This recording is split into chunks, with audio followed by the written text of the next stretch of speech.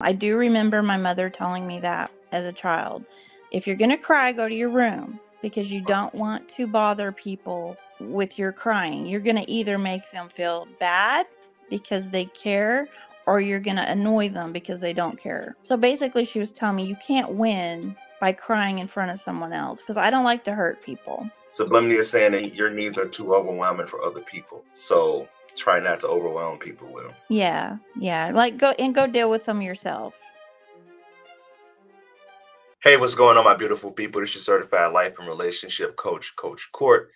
In today's video, I have a conversation with someone who responded to one of my asks of them to join the channel. She identifies as a dismissive avoidant. I thought this would be a good opportunity to just have an open dialogue with someone who has an avoidant attachment style. So I'll bring her on. Her name is Geraldine. And hello, Geraldine. Can you hear me? Hi, Coach. Yeah, thanks for having me on.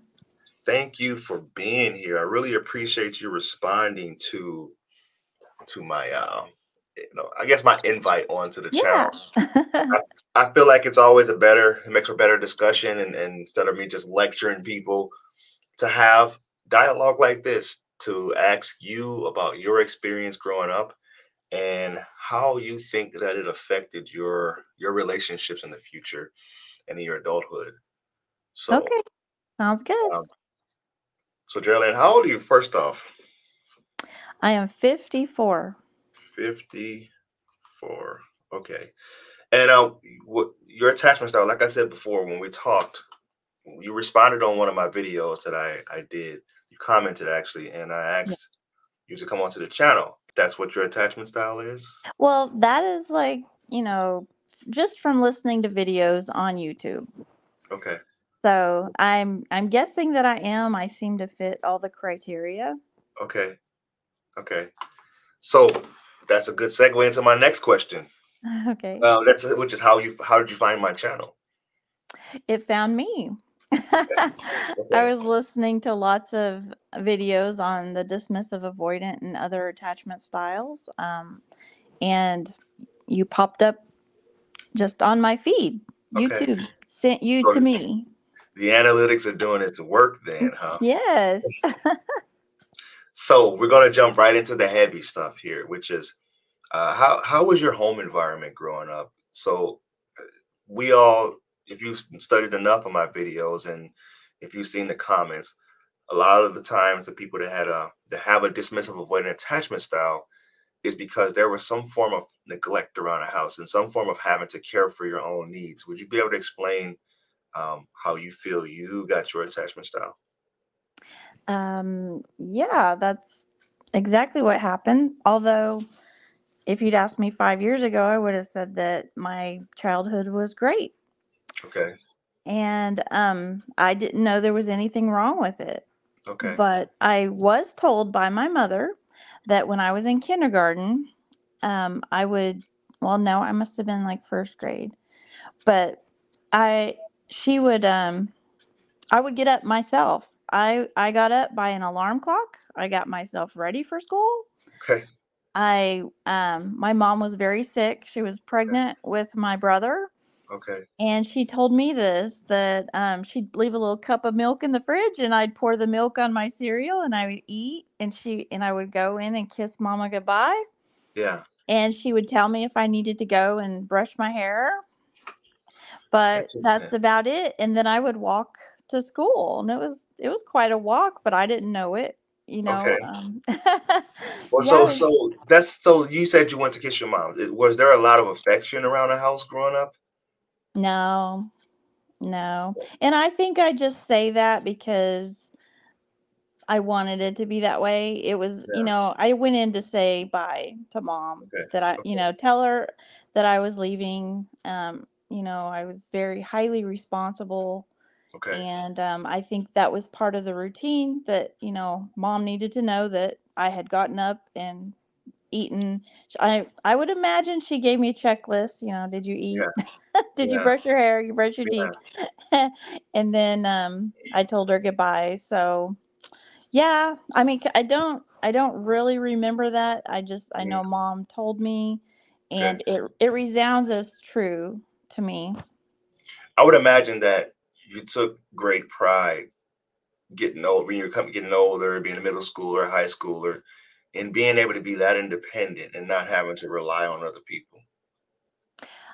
Um, it was my norm. I thought everyone was that independent.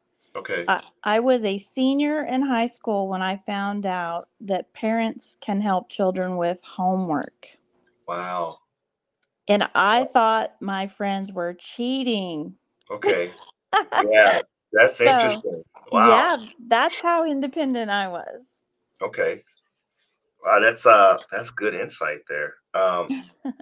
So obviously this has affected your relationships in some way, shape, or form. How do you feel it affected your relationships? Meaning, okay, the first question I'm gonna ask is, what was your longest relationship? Um, 33 years. Okay, 33 And years. So yes, what does it take for someone to be in a relationship with someone who's a dismissive avoidant for 33 years? How did you last that long? I dismissed my own emotions Okay. a lot. What does that mean for you? That meant I focused on my responsibilities, my work. I have to be productive. Those are the main things. Oh, and being a Christian, I'm a Christian, so I was in a marriage, and so I had just duties as a wife and as a Christian, Okay. and so I took my duties and responsibilities very seriously, like more too serious in Okay. a lot of ways. But Okay. um, yeah, I was married to a man who was the youngest child of five, Okay. and I liked my privacy, and he felt like privacy was being secretive, and that I must be doing some kind of sin. So that was like one of our biggest conflicts. He would actually unlock the door of the bathroom and walk in on me quite Wow. often. Yeah. And I told him I didn't like it. And he was like, well, what are you doing in here that I can't come in here? And we're married. Yeah. The two shall become one. Right. And I was just like, that's just not how I feel. I just feel Yeah. like when I go to the bathroom and lock the door, I'm Hmm. saying, don't come in here. What do you think his attachment style was? If you had to like take a stab at it. um, he was the emotional one. I did tease him about being the girl in the relationship. Okay. So he So was he was more clingy and emotional. this feminine energy and you were more in the masculine energy. Well, I just say that because of him being emotional. He would be the one crying in the movie, Okay. and I would be like, "This is a movie. This is Yeah. made up." You Interesting. know, like you just suppress that because like don't let that.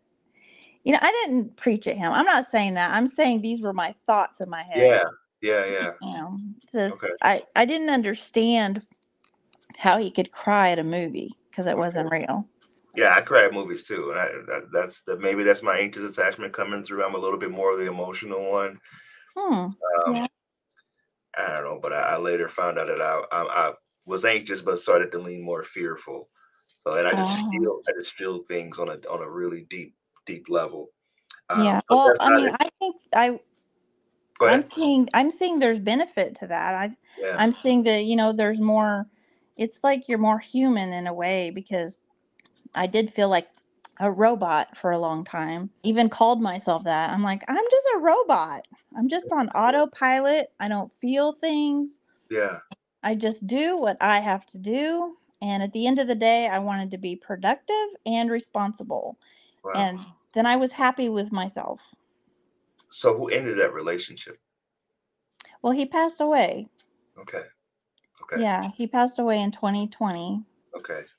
and after surgery. So I I thought he would be fine. Most, 99% of people are fine Yeah. after this surgery, and he wasn't. So yeah, he it was just suddenly that they called me from the hospital and said he had passed. So he was only 54, and I'm Wow. 54. So. How long ago was that again? 3 years, 3.5 years. Okay, 3 years. It was in 2020. What is your process for grieving? Is there a process? Do you feel like you've healed totally from that? I mean, because some of the relationship grief that people who are more avoidant go through, they tend to repress. Do you feel that you repress that loss, or do you feel you've been able to really process it, move through those emotions, and are able to consider yourself more on the healed side? I'm a little confused about my own grief. Okay. I've only cried about 3 times. I was married to him for 32 years, and I would have expected more crying because of that, but my habit was not to cry. Hmm. I don't cry. I don't cry in front of other people. I do remember my mother telling me that as a child. If you're going to cry, go to your room because you don't want to bother people with your crying. You're going to either make them feel bad because they care, or you're going to annoy them because they don't care. So basically, she was telling me you can't win by crying in front of someone else because I don't like to hurt people. Yeah. So Okay. I would go to my room, and so But I grieve. subliminally is saying that your needs are too overwhelming for other people. So try not to overwhelm people with them. Yeah. Yeah, like, go deal with them yourself, and I Mhm. do. I deal with everything alone, and that's what I want. When, like, when my husband passed and my house was full of people suddenly, Mhm. that was the worst thing for me, because I just needed time to process what was going on and how I Yeah. felt, and I couldn't. I was just dealing with people, like, I don't know, making sure they were okay, I guess, in my house. Like, it was really uncomfortable for me. Wow. Okay. Yeah, I'm sorry for your loss. Well, thank That's you. yeah, it's got to be tough, especially any time someone passes away, it's tough. But 33 years in your life just completely changing, and it's a whole new Mhm. norm. You have to figure out what a new normal is, and my condolences. So Thank I'm gonna go you. to some hypothetical questions here. Okay. Well, I I do a have lot. dated since then. You have dated since I then. have Okay. dated. Okay. Yes. Well, let's get into that. Um, I do a lot of, what the process feels like for a dismissive avoidant going through a breakup or going into no contact. Mhm. Yeah, I'm sure you watched a little bit of my videos, but do you think that some of the analysis that I've given or some of that advice that I've given has been accurate with the process that you guys go through? Like, do you miss people that you've broken up with? Do you tend to repress after a breakup? What does your process look like? I'm I miss him during that, but not right away, of course.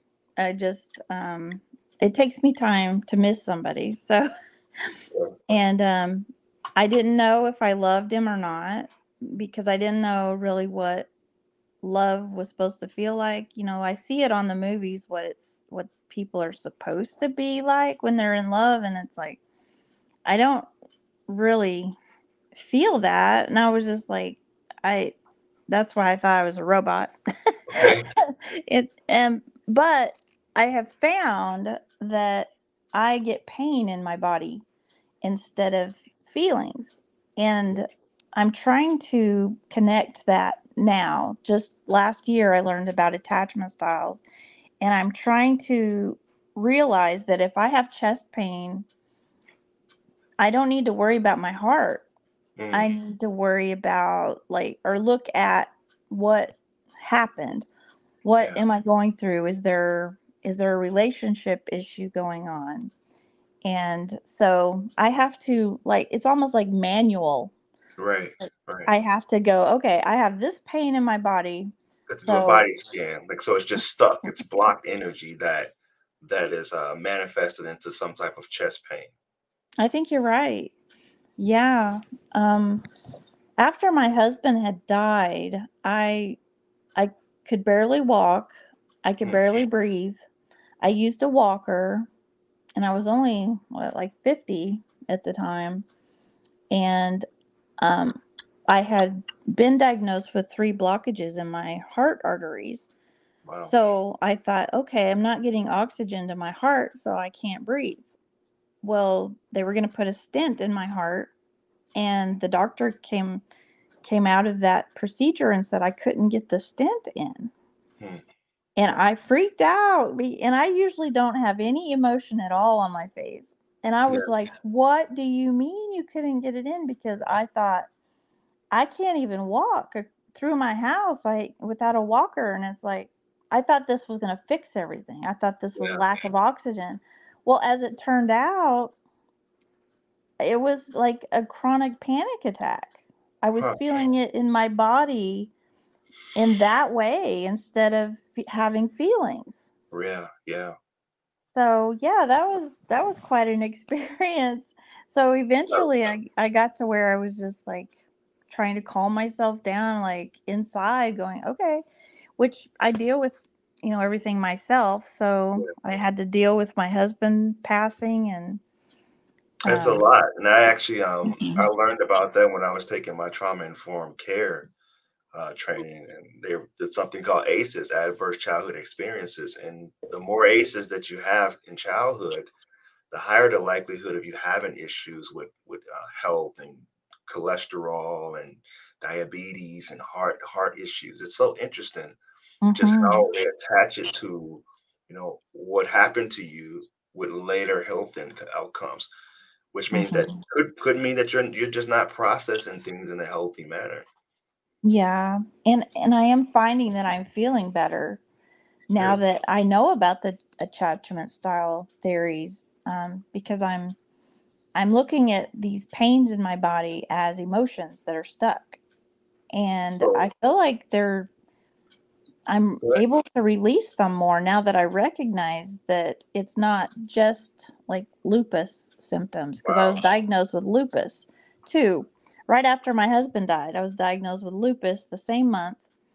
And then the heart arteries were clogged 3 months later. They found that because I got myself checked out because he Mhm. died at 54. And I'm like, Yeah.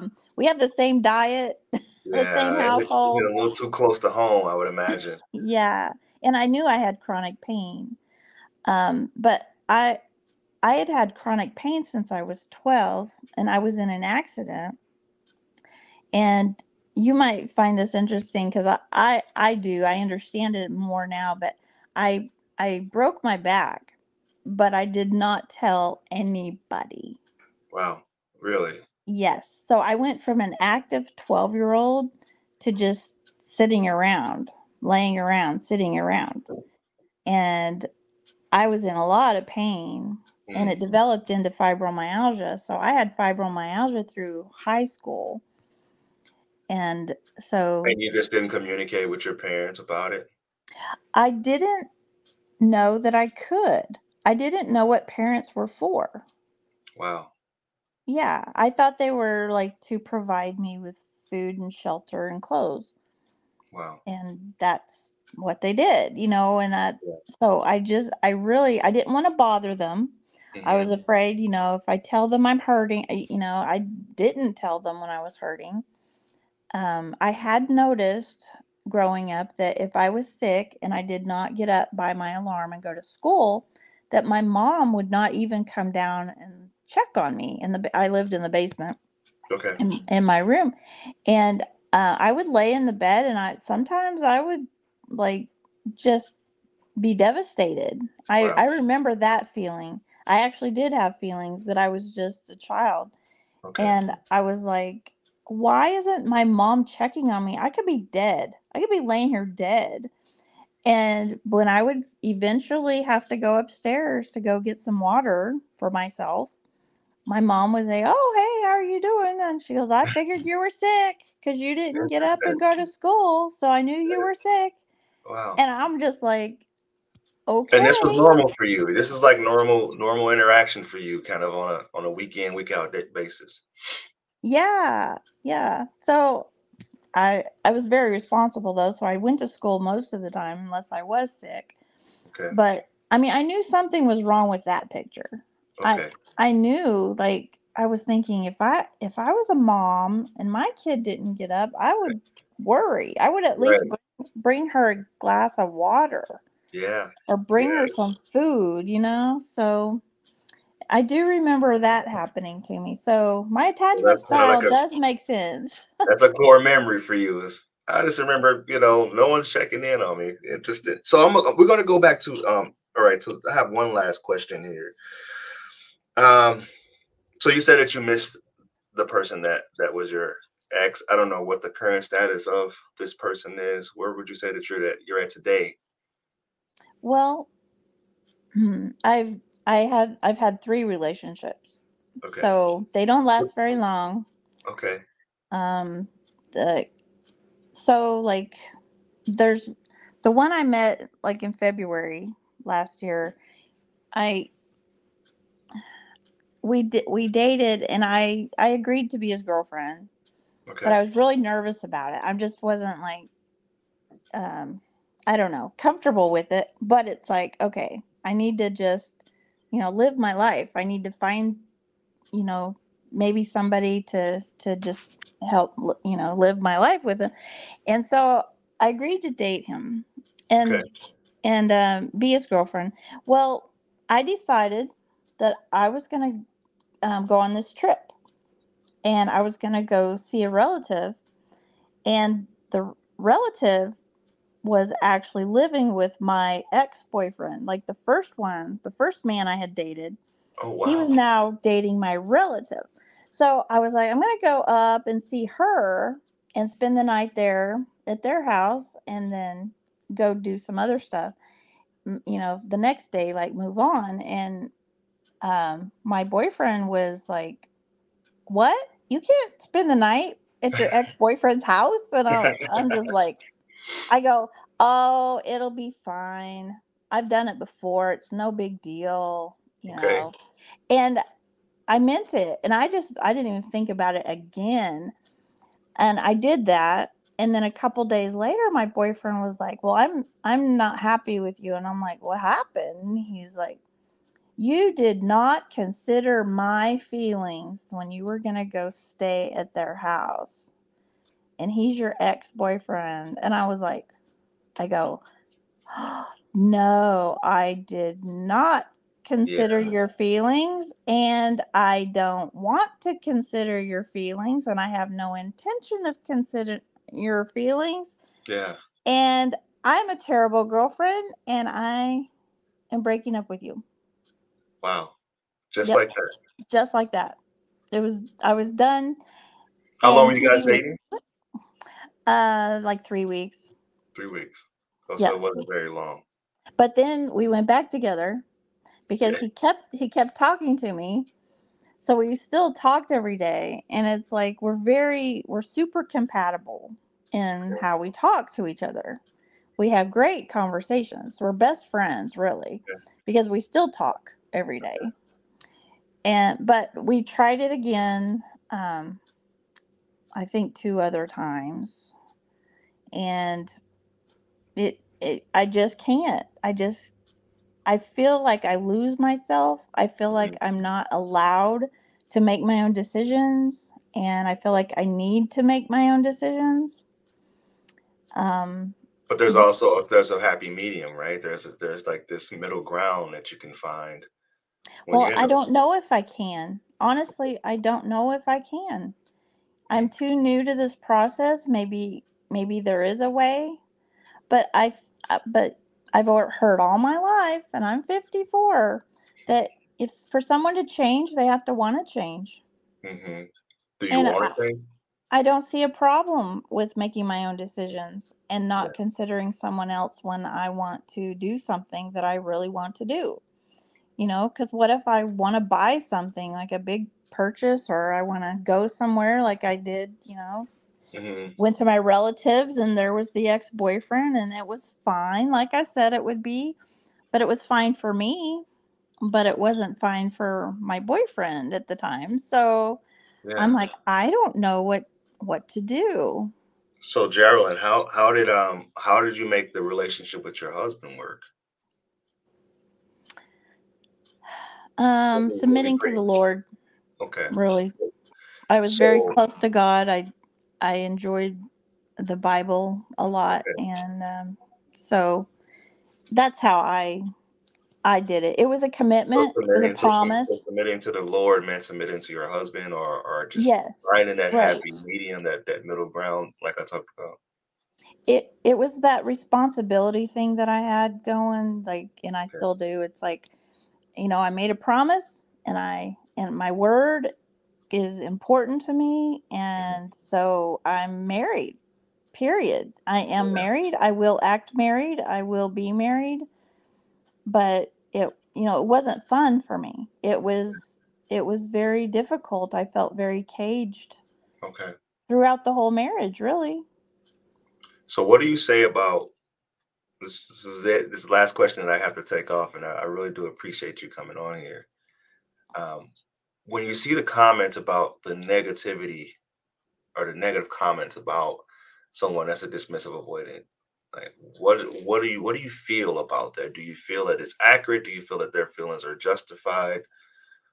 What are your thoughts around that? I can see their side of it, and it's not that I feel so much as I have thoughts about it. Okay. I I can totally see their side because I know how I am, that there are certain things in my life I don't want to consider someone else's feelings, and I don't want someone, like, I want people to take care of themselves, Hmm. like their own emotional needs especially. I think that is normal, but in my educating myself the last year, I realized, it doesn't that's not really normal. It's probably more normal to co-regulate with someone else your emotions. Hmm. And so I'm trying to understand that, but I'm very much understanding the dismissive avoidance and what they are doing and why they are doing it.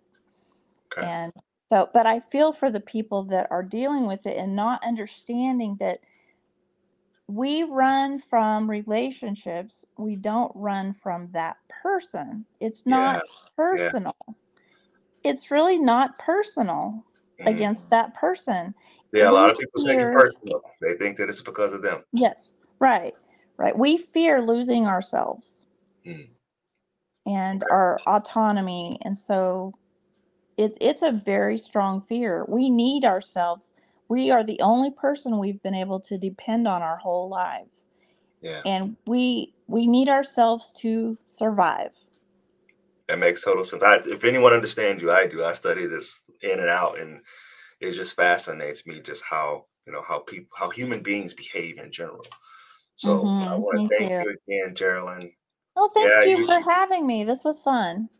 Thank you. It was amazing. Thank you for this conversation. This was something that hopefully people find valuable.